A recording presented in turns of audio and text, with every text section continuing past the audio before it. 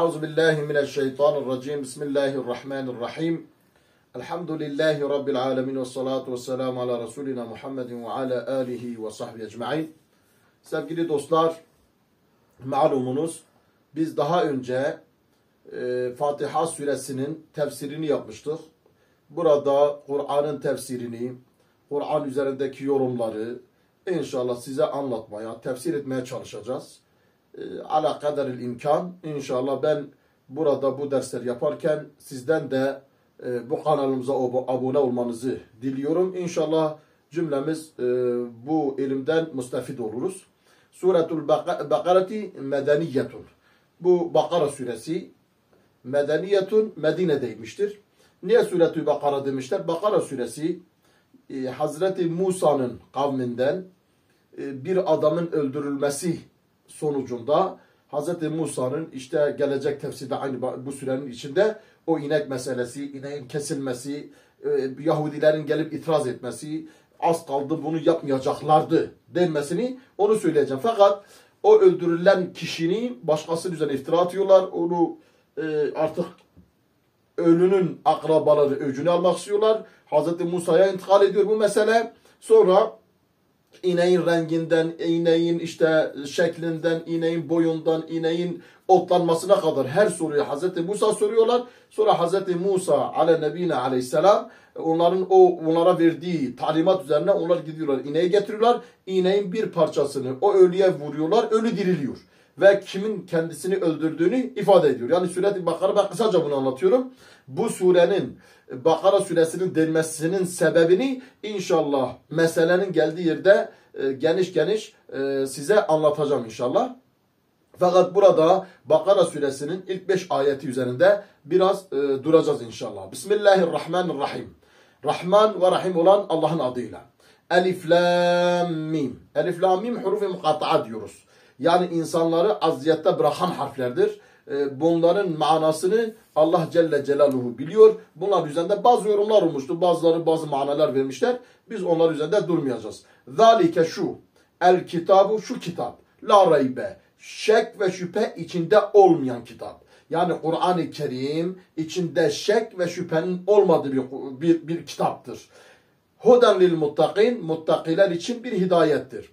Şimdi sevgili dostlar, biz Kur'an'ı incelediğimiz zaman tabi Kur'an'ı kuru böyle sadece mealine bakarak incelersek biz Kur'an'ın arasında sanki ihtilaf varmış gibi görürüz. Ama biz sibakına, önden geçen sonra gelen ayetler, ondan sonra sebebi nüzulüne, ondan sonra olayların vuku bulduğu şekilde indiğine baktığımız zaman Kur'an'ın ne kadar güzel bir düzen içinde nazil olduğunu, içinde hiçbir şek ve şüphenin olmadığını biz ne yaparız? Tespit ederiz. Onun için Allahu Teala bu ayetin başında zalike şu el kitabı, şu kitap yani Kur'an la raybe fi. İçinde ne yoktur? Şüphe yoktur. İçinde şek yoktur. İçinde tereddüt yoktur. Nedir bu Kur'an? Huden lil muttakin. Huden hidayet. Yani doğru yol, sağlam yolu insanlara gösteren, yani muttakilere aslında. Muttaki kimdir? Muttaki Allah'ın halal ettiklerine tabi olup haramlarından şiddetle sakınanlara biz muttaki diyoruz. Takva ehli, Allah'tan korkan, Allah'a sığınan, Allah'a yönelen manalarına geliyor. Demek ki bu şüphesiz olan Kur'an, içinde şek ve şüphe olmayan Kur'an, takva ehli için nedir? Hidayettir. Yani bir insan dese ki ben takva olmak istiyorum, ben iyi bir insan olmak istiyorum, iyi bir Müslüman olmak istiyorum, şu Kur'an'a baksa şeksiz ve şüphesiz kendine dosdoğru yolu bulur. Kendine en güzel yolu bulur. Bir de diyor ki Allahu Teala ellezine, işte bu kimseler yu'minune, iman ederler. Cem-i müzekkerdir. Yu'minune bil gaybi, gayba iman ederler. Gayb nedir? Bizim gözümüzle görmediğimiz, bizim aklımızın ve düşüncelerimizin yetişmediği şeylerdir. Mesela diyor ki adam kayıptır. Yani burada mevcut değildir. Başka yerdedir. Ya da gaybi bir şeydir. Ben bilmiyorum gibi. Gaybi olan nedir? Bir.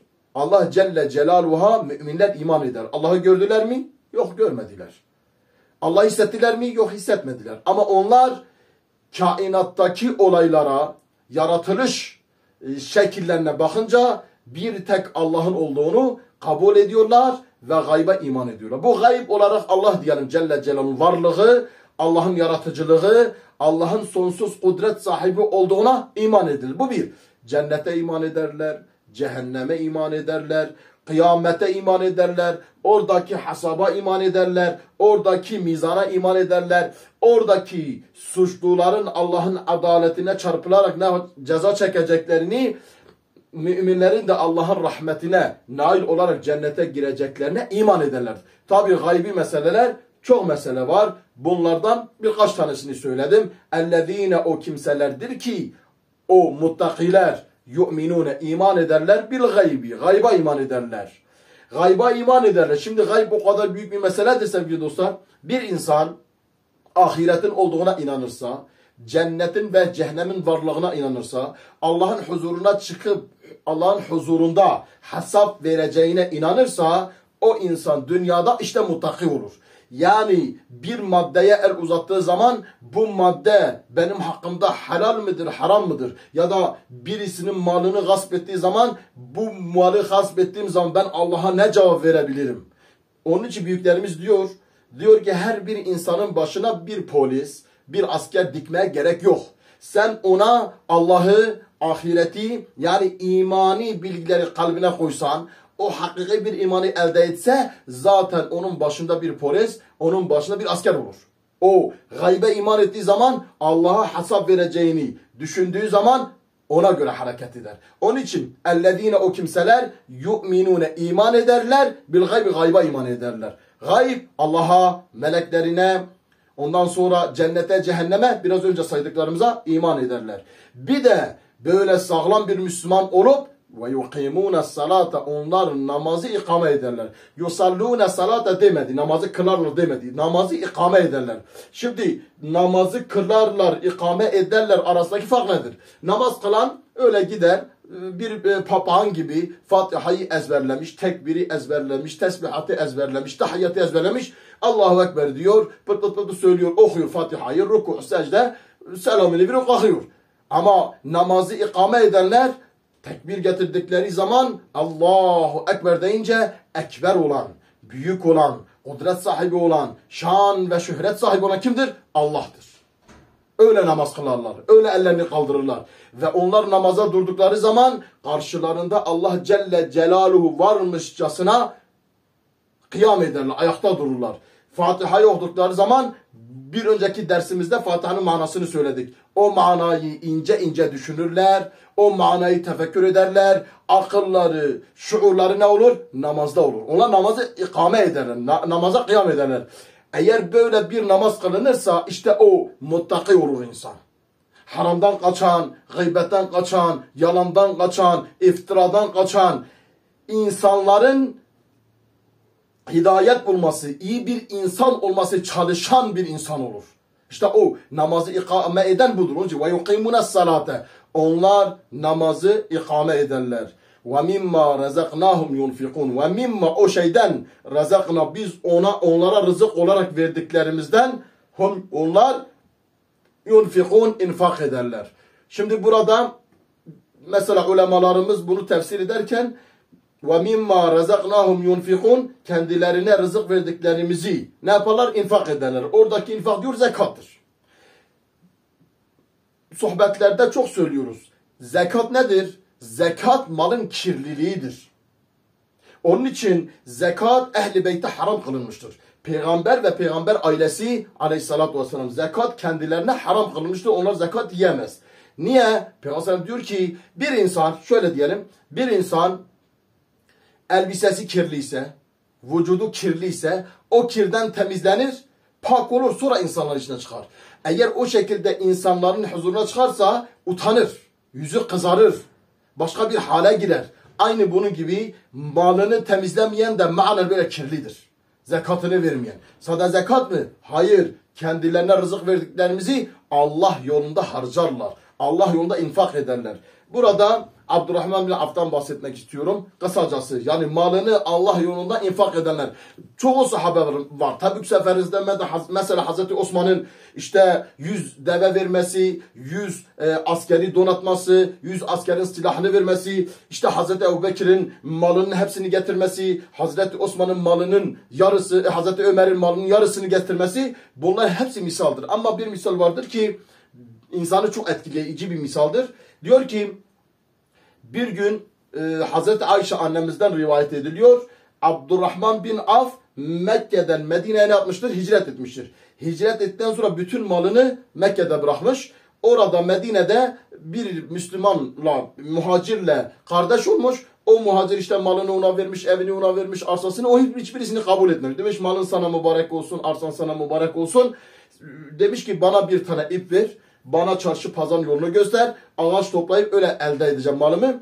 Hazreti Ayşe diyor ki bir gün Peygamber aleyhissalatü vesselamla beraber oturmuştuk. Hazreti Abdurrahman bin Avf ileride geliyordu. Sırtında ağaç vardı. Pazarda satacak.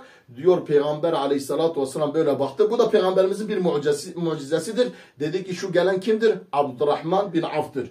O malının hesabının verme zorluğundan sürüne sürüne cennete girecek. Hem de aşere-i mübeşşereden bir sahabedir. Tabi Hazreti Ayşe annemiz bunu anlamıyor. Ta ki Peygamber vefat ediyor. Hazreti Ömer dönemindedir. Allahu alem tam rivayeti aklıma gelmiyor ama Hazreti Peygamber'den sonradır. Bir gün bir kargaşa Medine'ye giriyor. Medine kargaşa gibi herkes bir yerlere yöneliyor. Hazreti Ayşe annemiz de evinden çıkıyor. Orada bir köleye soruyor. Diyor ki nedir bu? Diyor Abdurrahman bin Avf'ın kervanı Medine girdi. Abdurrahman bin Avf ne yaptı ki Medine girdi bu kadar millet kargaşaydı. Diyor ki 750 küsür devesi, yükü ve köleleriyle beraber Medine girdi. Demek ki o kadar zengin olmuş. Bu dönemde desek 750 kamyon, tır, yüklü mallarla bir şehre girse insan tabii heyecana girer, insanlar ona koşar. Hazreti Ayşe diyor ki ben o zaman anladım. Peygamber aleyhissalatü vesselam dedi ki Abdurrahman malının hesabının zorluğundan sürüne sürüne cennete gidecek. O köle gidiyor Hazreti Abdurrahman bin Avf'a diyor ki diyor Ayşe annemiz dedi ki Abdurrahman bin Avf sürüne sürüne cennete gidecek malının hesabının zorluğundan. Hazreti Abdurrahman bin Avf geliyor.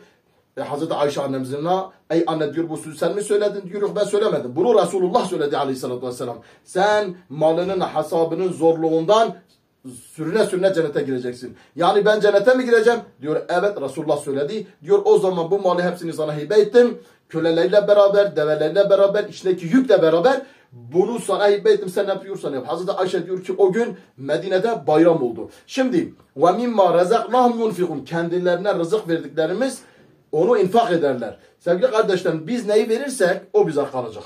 Bunu bize anlatıyor aslında. Biz neyi verirsek o bize kalacak. Bizde kalan bizim değildir, varislerindir. Ya da başı boş gidecektir. Bir de وَالَّذ۪ينَ o kimseler ki yu'minune iman ederler. Bima o şeye ki unzile ileyke sana indirilen bir cümle hepsine baştan sona kadar ey Muhammed sana indirilen unzile ileyke sana indirilen şu Kur'an'a ve senin emir buyurduklarına ne yaparlar? İman ederler. Ve ma unzile min kablik senden öncekilerine de iman ederler. Yani Müslümanlar Hazreti İsa'ya, Hazreti Davud'a, Hazreti Musa'ya ve diğer bütün suhuf ve kitaplara iman ederler.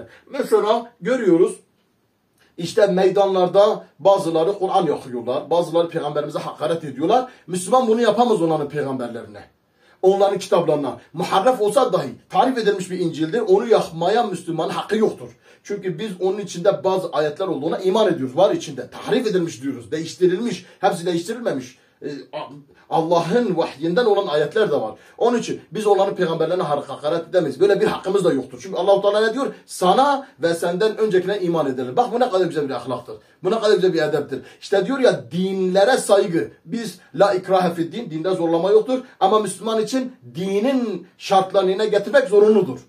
Ama başka dine tebliğ vardır ama cebir yoktur, zorlama yoktur. O dine karşı kötü bir hareket yoktur. Ve ma وَالَّذ۪ينَ يُؤْمِنُونَ بِمَا اُنْزِلَ اِلَيْكَ وَمَا اُنْزِلَ مِنْ قَبْلِكَ. Senden öncekine de iman ederler. وَبِالْآخِرَةِ يُوقِنُونَ. Onlar ahirete tam kanaat ederler. Tam kesin inanırlar. Kanaatleri tamdır. Nasıl oluyor? Sevgili kardeşlerim, böyle yüz yüze görüştüğün adamı nasıl görüyorsan ahirete de öyle iman etmek lazım. Yani görürcesine, yani hakkal yakın. Hani ilimde diyor ya, diyor işte ilmel yakın, işte diyor aynel yakın, hakkal yakın. Mesela ilmel yakın nedir? Bir şeyi araştırırsın. Mesela ateşi araştırırsın. Ateş var, yakıcıdır.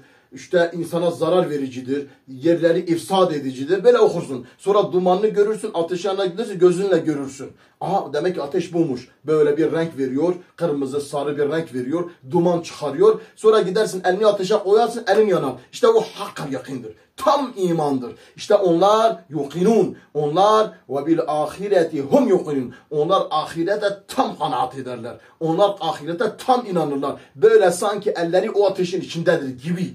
Yani sanki görüyorlar. Böyle bir mümin, böyle iman eden bir Müslüman ne olur? Haramdan sakınır. İyi bir Müslüman olur. Sağlam bir Müslüman olur. Başkasına iftira atmaz. Başkasına aleyhinde konuşmaz. Başkasının dedikodusunu yapmaz. Komşusuna kötülük etmez. Çocuklarına kötülük etmez. Çevresine zarar vermez. İnsanların insan gibi yaşaması için gereken ne varsa onları yapar. İşte tam kanaat iman eder o müminler ahirete. Ulaike şunlar ala huden. İşte hidayet üzerindedirler. O hidayet kimin Rabbim? İşte şu Kur'an'dır. Rabbimizden bize gelmiş. O hidayet üzerindedirler. Rablerinin hidayeti üzerindedirler. Ve ulaike şunlar humul muflihun. Onlar iflaha ermiş insanlardır. Kurtuluşa ermiş insanlardır. Bunu asr-ı saadette sahabenin hayatında müşahede ediyoruz, görüyoruz. Birçok İslami, Müslümanların yaşadığı dönemlerde hakiki İslami kendilerine, hayatlarına geçirenlerin hayatlarında görüyoruz. İslam alemi tarih boyunca bu adaleti birçok zaman sağlamıştır. Ama ne zaman Allah'ın bu ayetlerine yüz çevirmişse, sırtını vermişse perişan olmuştur. Ne onların adamı ne kendi dininin adamı olmuştur. İkisi arasında gidip gelmiştir. Bu da Allah muhafaza etsin münafıklığın alametlerinin içine girmiştir. Ve Müslümanlar hep zarar görmüştür. Onun için sevgili dostlar biz Kur'an'a yapacağız, kulak vereceğiz. Biz Allah'ın ayetlerine kulak vereceğiz. Ona göre hareket edeceğiz. İnşallah bu ayetleri böyle tefsir ede Kur'an'ı hepsini tefsir etmiş oluruz. Ben yine de bu tefsirimizin sonunda diyorum ki abone olun kanalımıza. İnşallah insanlar istifade etsin, izlesinler. Rabbim cümlemizi Allah'ın emrettiği şu Kur'an'a göre hareket etmeyi nasip etsin. Hakiki bir ümmet peygambere eylesin. Hepinizi Allah'a emanet ediyorum. Esselamu Aleyküm ve Rahmetullahi ve Berekatuhu.